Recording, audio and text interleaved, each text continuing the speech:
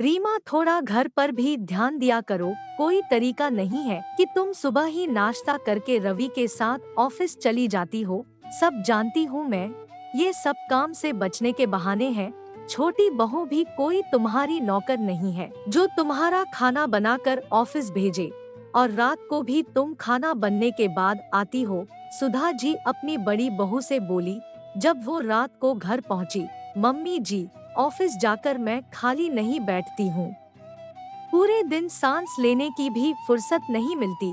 देवरानी जी तो फिर भी कमर सीधी कर लेती है, लेकिन मुझे सीधे बैठने को भी नहीं मिलता, और मैं अपने बच्चों का भी ख्याल नहीं रख पाती, जिसकी वजह से बहुत दिक्कतें हो जाती है। रीमा ने झुंझलाते हुए कहा, हो काम करती हो, तुम्हारे करने लायक काम ही क्या होता है? वहाँ सारा काम तो रवि करता है, उसके बिना ऑफिस में पत्ता भी नहीं हिल सकता। तुझे तो केवल पति के साथ चिपक कर बैठना है, इसलिए तू ऑफिस चली जाती है। सास ससुर और बच्चों से तुझे कोई मतलब ही नहीं।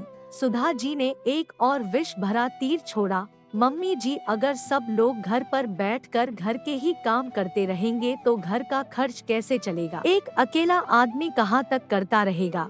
रीमा ने अपने देवर की तरफ देखते हुए कहा, जो घर में बेरोजगार बैठा रहता था, ना ही उसकी कोई काम करने की इच्छा होती थी। हाँ, हम तो जैसे तेरे ही टुकड़ों पर पल रहे हैं। अब तो हमें बताएगी कि घर का खर्च कैसे चलता है? सुधा जी चिल्लाकर बोली। अभी दोनों सास बहू की बातें चल ही रही थी कि रवि घर आ गया। सुधा जी ने रवि को सारी बात बताई तो रवि बोला, माँ, रीमा सही तो कह रही है, वो ऑफिस में जरा भी खाली नहीं बैठती, उसके ऊपर काम का बहुत प्रेशर है। अगर रीमा का काम मैं किसी और को देता हूँ तो वो मैनेजर कम से कम 50,000 रुपए महीने लेगा। अब ये पैसे घर में ही तो बच रहे हैं, जो घर में सबके ऊपर खर्च होते हैं। ये भी कोई काम है? ये काम तो तेरा छोटा भाई अतुल भी कर सकता है। कल से तू अतुल को सारा काम सिखा दे।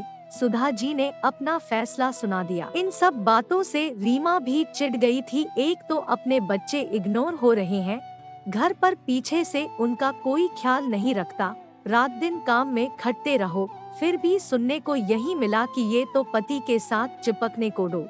ऑफिस जाती है, काम कुछ आता नहीं इसको। बहुत हुआ रवि, अब मैं भी घर पर आराम से रहूंगी। आप कल से देवर जी से काम करा लेना, अब मैं भी घर पर रहकर अपने बच्चों की देखभाल करूंगी, रीमा ने कहा और कमरे में आ गई। रवि ने अपना सिर पीट लिया, क्योंकि उसे पता था कि अतुल कुछ भी काम नहीं करेगा, उल्टा ऑफिस में आकर सबको डिस्टर्ब करेगा। रीमा की जगह अब किसी को नौकरी पर रखना पड़ेगा।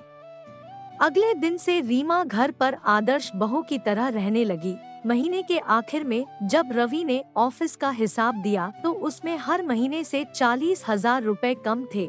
उसके पिता बोले, रवि, ये पैसों में इतना फर्क कैसे? सुधा जी वहीं बैठी थी, उनके भी कान खड़े हो गए। शायद बहू को दे दिए पैसे। पापा, रीमा ने ऑफिस जाना बंद कर दिया तो उसकी जगह दूसरा मैनेजर अपॉइंट किया है, जिसकी सैलरी 50,000 रुपए है। ये महीना शुरू होने के कुछ दिन बाद उसने ज्वाइन किया था, तो उस हिसाब से पैसे काट कर उसे 40,000 रुपए सैलरी दी। रवि ने बताया, लेकिन तुमने दूसरे एम्प्लॉय को क्यों रखा? रीमा की जगह अतुल काम देख लेता। सुधा जी बोली, माँ, अतुल को कोई काम नहीं आता और ना ही वो सीखना चाहता है, बल्कि वो सबके काम को डिस्टर्ब करता है। आपको तो रीमा को अपनी आंखों के सामने देखना था, उससे 4 रोटी सिंकवानी थी, जो आपकी छोटी बहू भी सेंक सकती है। अगर वो भी नहीं सेंक सकती तो एक रसोइया रख लेती, तब भी इतना महंगा नहीं पड़ता। अगर अतुल और उसकी बीबी कुछ नहीं कर सकते तो मैं उनका खर्च क्यों करूं? मैं ऑफिस में और मेरी बीबी घर में काम करती रहे और ये दोनों घर पर खाली बैठे रहें।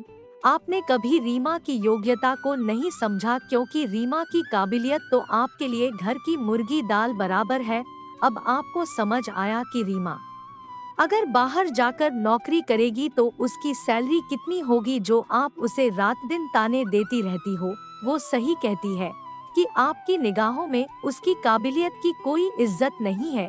तो ठीक है, अब ये 50,000 रुपए जो हम सब के ऊपर खर्च होते थे, अब इसकी कमी भी हम सब झेलेंगे। रीमा ने दूसरी जगह नौकरी के लिए आवेदन दिया है, जहां उसकी नौकरी पक्की हो गई है और वहां उसकी सैलरी 60,000 रुपए है, लेकिन अब उसकी ये सैलरी उसकी अपनी है, उसमें से हम सबका कोई हिस्सा नहीं है। रवि गुस्से से बोला और अपने कमरे में चला गया। आज सुधा जी को अपनी सोच पर गुस्सा आ रहा था। सही में उन्होंने रीमा को घर की मुर्गी ही समझ लिया था। अब वो सोने का अंडा देने वाली मुर्गी बन गई थी और उन्होंने उसे दाल बराबर समझा था, लेकिन वो भी क्या करती। छोटे बेटे के प्यार में अंधी थी, लेकिन अब पछताए होत क्या जब मुर्गी हाथ से फिसल ही गई।